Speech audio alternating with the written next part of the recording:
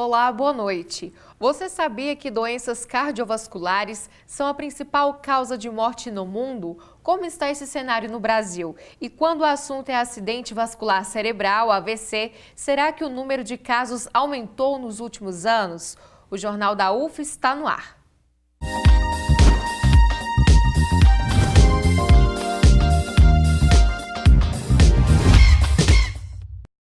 Pesquisadores do Instituto de Ciências Humanas do Pontal investigam a possível relação entre dias de temperatura mais baixa e o número de mortes causadas por AVC. A repórter Letícia Brito conversou com os pesquisadores. Confira. A pesquisa foi feita no campus Pontal da UF e como estamos em Uberlândia, vamos conversar com os pesquisadores via internet. Vou falar com o Rildo Costa, orientador da pesquisa, e Emeline Severino, a pesquisadora. Muito obrigada, pessoal, por essa conversa. Bom, então vamos lá. A proposta é analisar as taxas de mortalidade de pessoas que tiveram AVC com as temperaturas mínimas da cidade, é isso? Bom, na realidade, o objetivo da pesquisa foi, primeiro, resgatar um conceito da geografia que é o de climatologia médica. Então, nós partimos do pressuposto da temperatura mínima e a relação que ela tem com a morte por AVC na cidade. Como que despertou essa possível relação? Como é que vocês perceberam que poderia haver uma relação? Bom, na realidade, são estudos bem antigos já que prova ou que suscita essa questão de que poderia se ter uma relação das temperaturas mínimas com o AVC. Em algumas cidades mundiais, existe uma relação do AVC ou das doenças circulatórias com temperaturas altas. Então, nós começamos aqui em Tuiutaba a pesquisar essas temperaturas altas. Só que não chegou a dar o valor que poderia se afetar o AVC. Então foi nas temperaturas mínimas que nós encontramos o problema maior, né, e que acaba influenciando bastante. Emeline apresentou os resultados na dissertação de mestrado em Geografia que fez no Instituto de Ciências Humanas do Pontal. Os pesquisadores levantaram dados de elementos climáticos de Tuiutaba no Instituto Nacional de Meteorologia. Também coletaram números diários da quantidade de mortes causadas por AVC na cidade.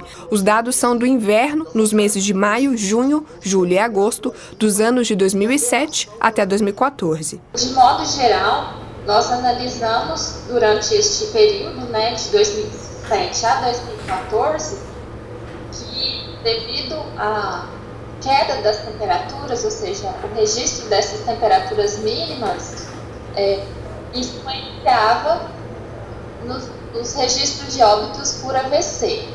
Nós vimos também que esses óbitos eram de pessoas que tinham acima de 70 anos. No período analisado, de 2007 a 2014, foram registrados 381 óbitos nos dias de temperaturas mínimas. Em mais de 60% dos casos, os falecidos eram idosos. O interessante dessa análise das temperaturas mínimas é porque, como aqui já é, digamos, cotidianamente mais quente, essa queda brusca, as pessoas não estão muito acostumadas, né? Então, principalmente os idosos que têm problemas crônicos e vários outros problemas, né, que podem contribuir, além dessa queda da temperatura, para a ocorrência dos óbitos por AVC. É importante reforçar que essas constatações dos pesquisadores não significam que a temperatura baixa seja a responsável pelo AVC. Exatamente, você tem vários outros fatores, né? Inclusive, por exemplo, a pessoa que tem pressão alta é um potencial, né? É um ser humano vulnerável a se ter já o AVC. Então, se você tem pessoas com diabetes e já são idosas, elas já são vulneráveis a se ter um AVC. Os estudiosos continuam desenvolvendo pesquisas na área da climatologia médica. O laboratório, na realidade, ele tem várias pesquisas, nós continuamos com com outras pesquisas. Então, agora nós estamos começando uma pesquisa com os idosos especificamente. Estamos estudando os lares dos idosos aqui em Tuiutaba, fazendo pesquisas com eles, fazendo pesquisas dessas temperaturas mínimas, né? Então nós estamos dando continuidade a essas pesquisas. Para participar, então, do Jornal da UFO de hoje, nós convidamos a doutora Juliana Chinozaki, ela é médica neurologista do Hospital de Clínicas da UFO. Boa noite, doutora, bem-vinda. Obrigada pelo convite. Nós vimos há pouco essa reportagem muito interessante dessa pesquisa feita em Tuiutaba, uma cidade tão quente, né? E eles analisaram justamente o contrário, quando houve queda nas temperaturas, o número de casos de AVC. Realmente a temperatura pode estar ligada ao aumento dos casos de AVC, doutora? Explica pra gente essa relação. Então, achei bem interessante porque é um pessoal próximo e eu nem sabia que havia pesquisa relacionada a AVC com esse pessoal próximo, bem interessante. O que eu conheço é o que ele apontou de estudos mais antigos, na verdade, que indicam que em temperaturas mais baixas poderia-se ter uma vasoconstrição, né, que é uma diminuição do calibre das artérias e isso propiciar um aumento do número de infartos e AVCs. A gente até, muitas vezes, chega no meio do ano, a gente brinca entre a gente, que a gente vê muito caso, fala, ixi, é porque agora entrou o inverno, tem mais caso. Não sei se realmente esses estudos antigos vão se confirmar agora com esses estudos. Os estudos às vezes são contraditórios, até que tem um estudo às vezes de metodologia melhor que comprove alguma coisa, né? Mas não tem nada definitivo sobre isso. Tem esses estudos mais antigos, com metodologias mais antigas que apontam para isso. Mas agora tem esse novo trabalho, né? Certamente vão surgir outros com outras metodologias para tentar chegar a uma conclusão. Muito bom. E doutora, vamos explicar para quem nos assiste qual a relação, por exemplo, dos AVCs com os problemas cardiovasculares. Eles têm alguma relação entre si? E qual seria ela? O infarto e o AVC, no acidente vascular cerebral, são as duas principais doenças cardiovasculares e elas andam de mãos dadas, porque o infarto é a doença que mais mata no Brasil e o AVC é a segunda doença que mais mata. O AVC ganhava do infarto até mais ou menos 2011 e depois o infarto passou na frente. Mas o mecanismo e o modo de prevenir essas doenças é muito semelhante. Então, se você está prevenindo fatores de risco para uma, você já está prevenindo a outra. Os fatores de risco basicamente são pressão alta, diabetes, colesterol alto, sedentarismo, bebida alcoólica em excesso, o tabagismo e doenças cardíacas, principalmente as arritmias. Esses são os fatores de risco modificáveis que a gente consegue diagnosticar e fazer alguma coisa sobre eles. Os fatores de risco não modificáveis, por exemplo, a idade, são a minoria. Então, a gente coloca que os AVCs e infartos, a maioria dos casos poderia ter prevenção. E a maioria teria prevenção em consultas de rotina, né? Você vê que são doenças muito comuns, hipertensão, diabetes, que muitas vezes a pessoa não sente nada. Ela só descobre que tem indo a uma consulta, medindo a pressão, fazendo os exames de sangue, vendo se ela é diabética, se ela tem colesterol alto. Numa consulta de rotina, a gente consegue auscultar ou palpar o pulso e ver se o pulso está no ritmo. São coisas muito simples que a pessoa pode cuidar antes de ter um evento desse. Doutora, nesse caso, além das consultas de rotina, é muito importante também mudar os hábitos, alimentação, sedentarismo, isso também pode ajudar a reduzir esses fatores de risco? Isso, com certeza, você complementou perfeitamente. Uma coisa é você ir na consulta e diagnosticar, outra coisa é o que você vai fazer a respeito disso com os resultados, né?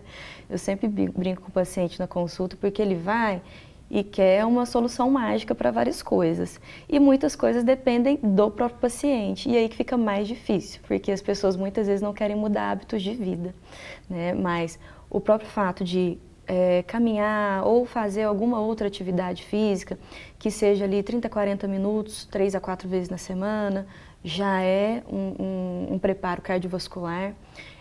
Evitar a bebida alcoólica em excesso, evitar o tabagismo, ter alimentação em horários regulares, evitando as gorduras, as frituras, doce, sal em excesso.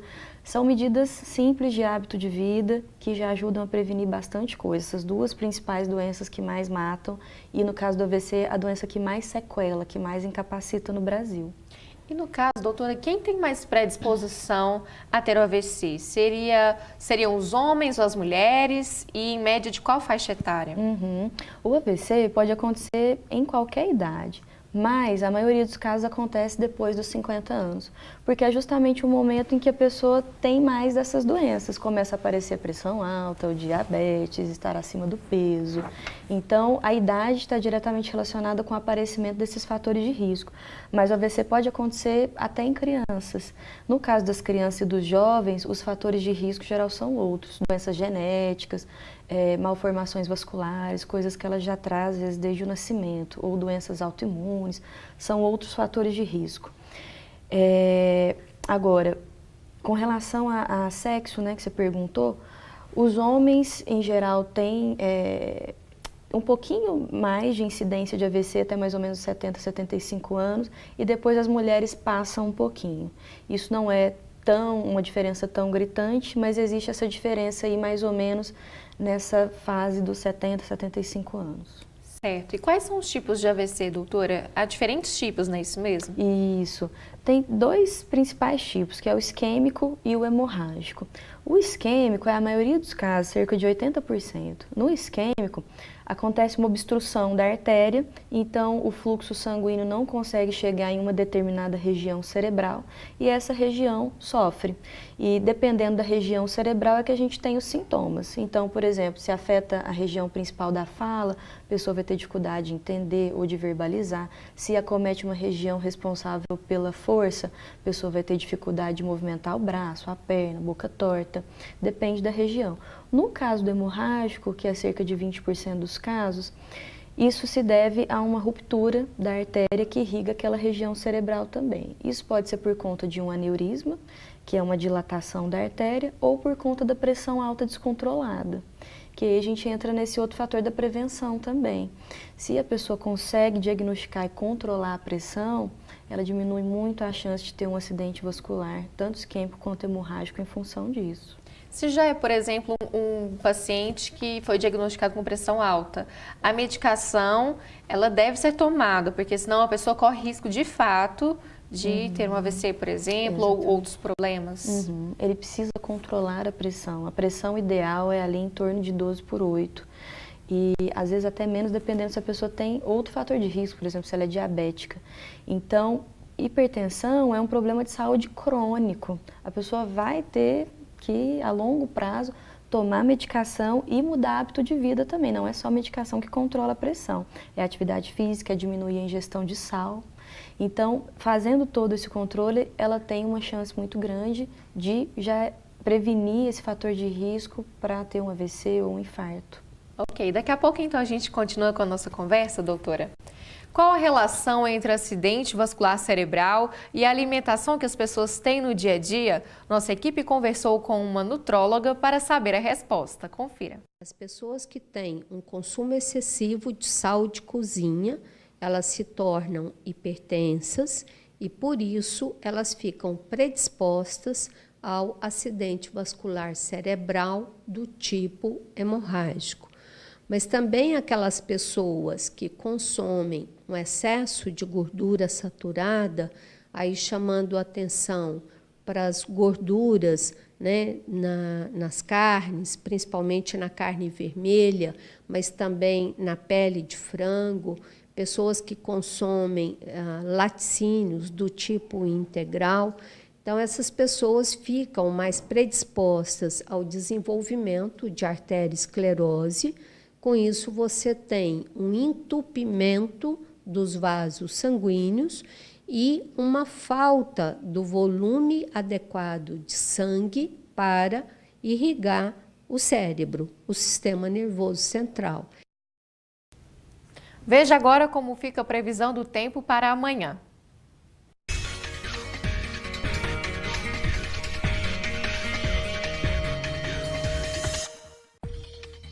A sexta-feira em Uberlândia deve ser ensolarada, mas não muito quente. Máxima de 25 e mínima de 19 graus. A probabilidade de chover é de 90%. Em Patos de Minas, a previsão é a mesma. Máxima de 25, mínima de 19 e bastante sol, mas pode chover. Monte Carmelo deve ficar um pouco mais quente. Máxima de 27 graus e mínima de 19. Também com possibilidade de pancadas de chuva. A previsão para Tuiutaba é parecida. Mínima de 20 graus e máxima de 27. Pode chover durante todo o dia. Em Prata, o tempo deve ser ensolarado, mas pode chover. Máxima de 26 e mínima de 19. O consumo em excesso de sal na alimentação aumenta a chance da pessoa ter doenças cardiovasculares? Saiba depois do intervalo. Voltamos já.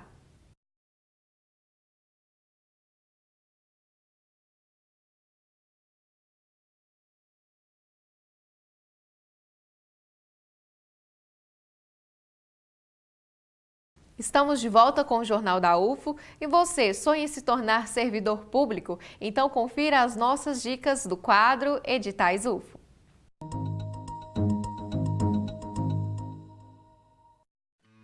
Se você é graduado em Geologia e procura oportunidade para docência, fique atento! A Universidade Federal de Uberlândia está com processo seletivo aberto para contratar 4 professores. O concurso visa preencher vagas destinadas para o Instituto de Geografia do campus Monte Carmelo. O prazo para se inscrever termina no dia 5 de novembro. Para mais informações, é só acessar o site que aparece na tela. E tem concurso público do Corpo de Bombeiros Militar de Minas Gerais. São 500 vagas e, após a seleção inicial, os aprovados vão receber curso de formação de soldado bombeiro militar e soldado bombeiro militar especialista. O salário inicial, após a graduação do soldado, é de R$ 3.506 para soldado de segunda classe e mais de R$ 4.000 para soldado de primeira classe. As inscrições vão até o dia 27 de novembro. O edital está no site gestãodeconcursos.com.br. Também tem concurso da Fundação Municipal de Esporte e Lazer de Uberaba.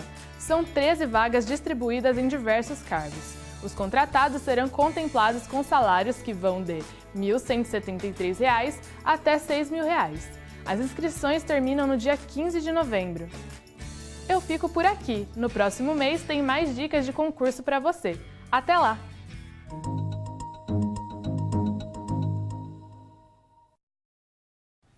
Doutora Juliana, no dia 29, daqui a alguns dias, né?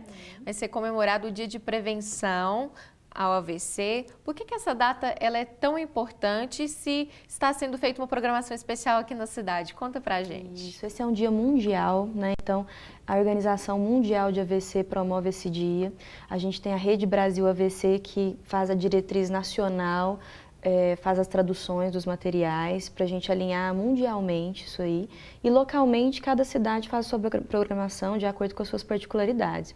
Então, é um dia que a gente aproveita para emendar com uma semana, na verdade, e tentar bombardear as pessoas de informação sobre isso, tentar aparecer na mídia colocando o que é AVC, sinais e sintomas, como prevenir, como tratar, aparecer nas redes sociais, fazer um corpo a corpo com os funcionários de hospitais, com os alunos, com os profissionais de saúde, tentar envolver todo mundo numa campanha de conscientização.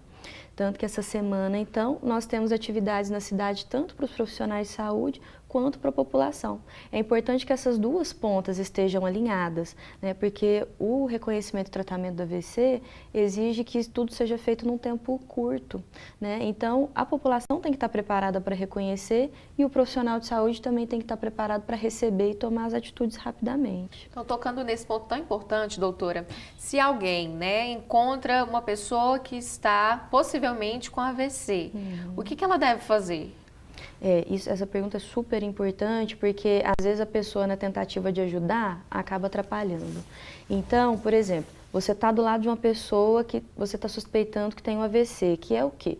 Se a pessoa de repente tem uma perda de visão em um ou dos dois olhos, tem uma perda de força ou de sensibilidade de um lado do corpo, incluindo boca torta, se ela tem uma alteração da fala tudo enrolado, se você pergunta, ela responde totalmente incoerente, se você fala com ela, ela não consegue entender, se de repente ela perdeu o equilíbrio, não consegue mais andar sozinha, ou ela perdeu a coordenação, não consegue mais pegar objetos sozinha, se tudo isso aconteceu de repente, é uma suspeita de AVC. Então, verificando isso, o importante é que você ou chame socorro, no caso da nossa cidade, o Corpo de Bombeiros, ou que se você tiver condição e a pessoa estiver bem, você pode transportá-la para o serviço de emergência, que pode ser o HCUFO ou a UAI ou UPA mais próxima da sua residência. As UPAs e UAIs e os bombeiros receberam treinamento para reconhecer o AVC e fazer um contato direto com o HC-UFO.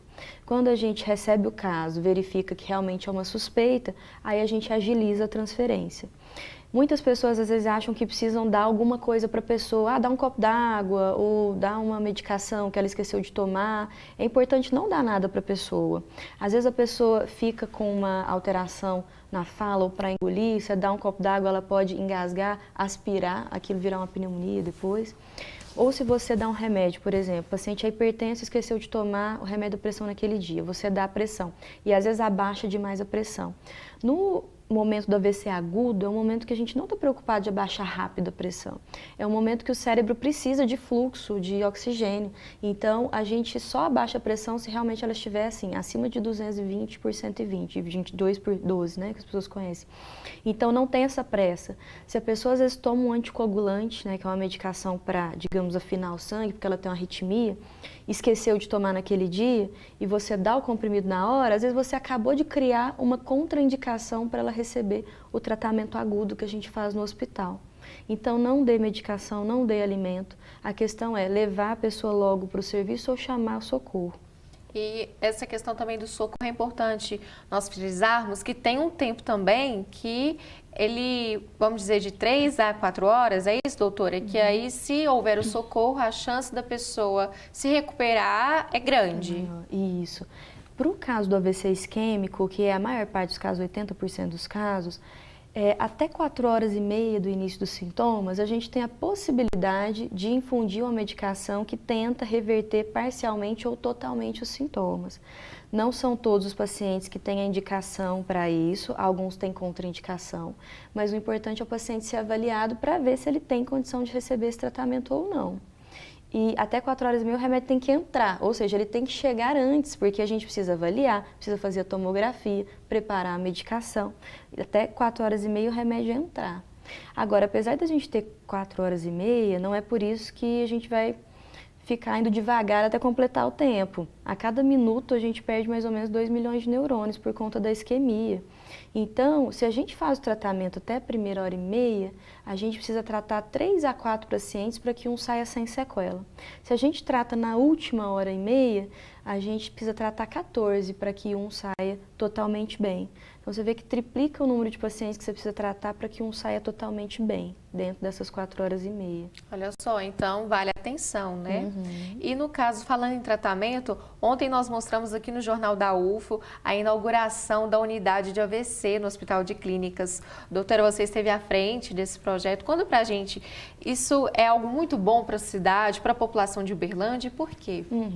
Eu acho que é um ganho, né? Já tem estudos antigos de 97 que mostram que a evolução do paciente pode ser diferente se ele for assistido numa unidade especializada.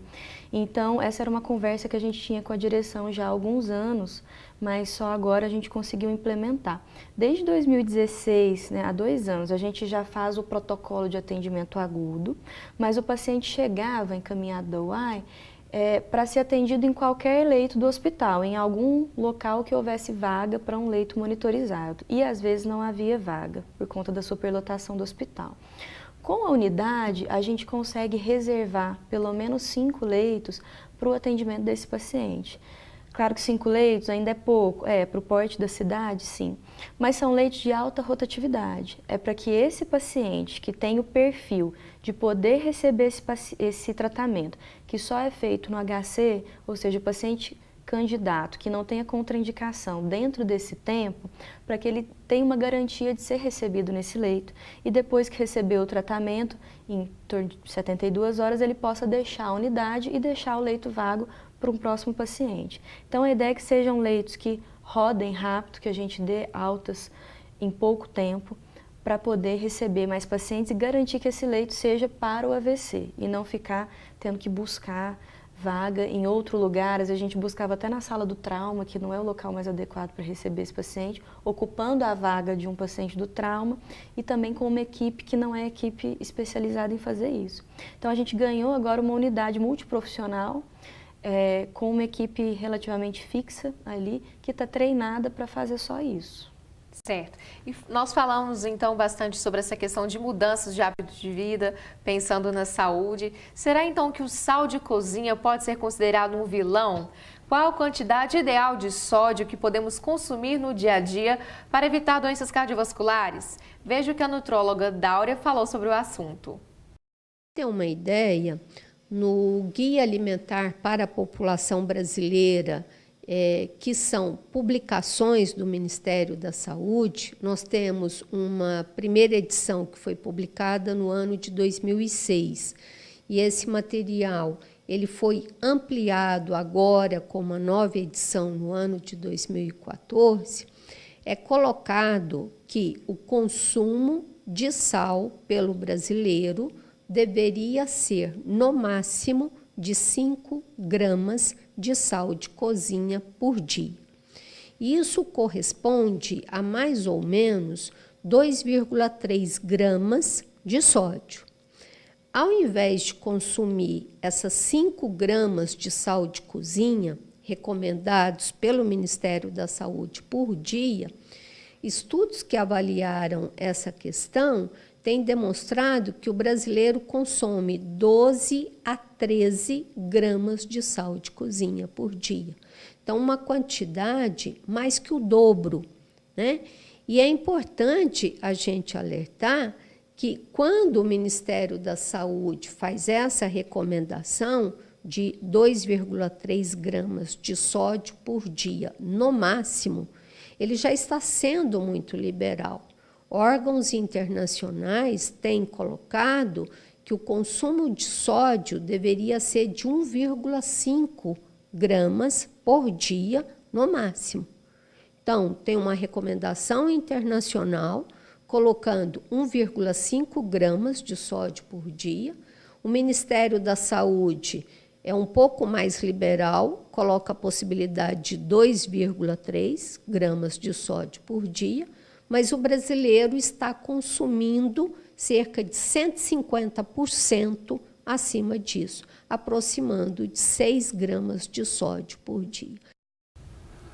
Doutora Juliana, então quem quer saber mais sobre AVC, como tratar, como se prevenir, os sintomas e também como mudar os hábitos de vida, consumindo até mesmo menos sódio, né, na alimentação, haverá eventos específicos essa semana para que as pessoas possam participar. Vamos deixar o convite? Isso aí. Essa semana nós já tivemos um dia no HC orientando os funcionários na segunda-feira. E amanhã e sábado nós teremos o simpósio, é o terceiro simpósio do Dia Mundial do AVC, vai acontecer no anfiteatro do 2A, no campus Umuarama. Esse simpósio é voltado para os profissionais de saúde, para os alunos, para os residentes de todos os cursos da área da saúde. É um momento de atualização científica, nós vamos ter palestrantes da cidade, palestrantes de fora também. As inscrições pelo site já finalizaram, porque nós atingimos a lotação do anfiteatro, mas a gente tem orientado que as pessoas interessadas compareçam ao local, porque o simpósio é gratuito. Muitas pessoas acabam fazendo a inscrição e não indo. A gente teve essa experiência no passado. Então, essas pessoas que não forem, a gente vai abrir a vaga delas para novas inscrições para as pessoas que comparecerem amanhã a partir das 18 horas. E no sábado continua das 8 às 12. No domingo, nós estaremos no parque, das 8 às 13. Os alunos estarão no quiosque, medindo pressão, vendo glicemia, medindo peso, fazendo orientação sobre sinais, sintomas, prevenção do AVC. Nós teremos um alongamento que começa às 15 para as 8 em frente ao palco da entrada Tibere. Às 8 sai a corrida, é uma corrida também que já está com bastante inscritos. E às 8h10 sai a caminhada. Para a caminhada não precisa de inscrição, não precisa de pagamento, é só chegar e caminhar. Para a corrida a gente tem inscrições que também já finalizaram pelo site, mas interessados podem comparecer porque os interessados, os inscritos não pagantes podem dar lugar às novas inscrições. E a gente fica até às 13 horas lá. No palco a gente vai ter aula de zumba, de pilates, treino funcional, várias atividades físicas para toda a família. Tá certo, evento gratuito. Tudo gratuito, exceto a corrida. Tá certo. Doutora Juliana, muito obrigada pelas informações e sua participação aqui no Jornal da UF. Obrigada a vocês pela oportunidade. Agradeço também a sua companhia e eu te espero amanhã no mesmo horário, às 7 da noite. Boa noite, até lá.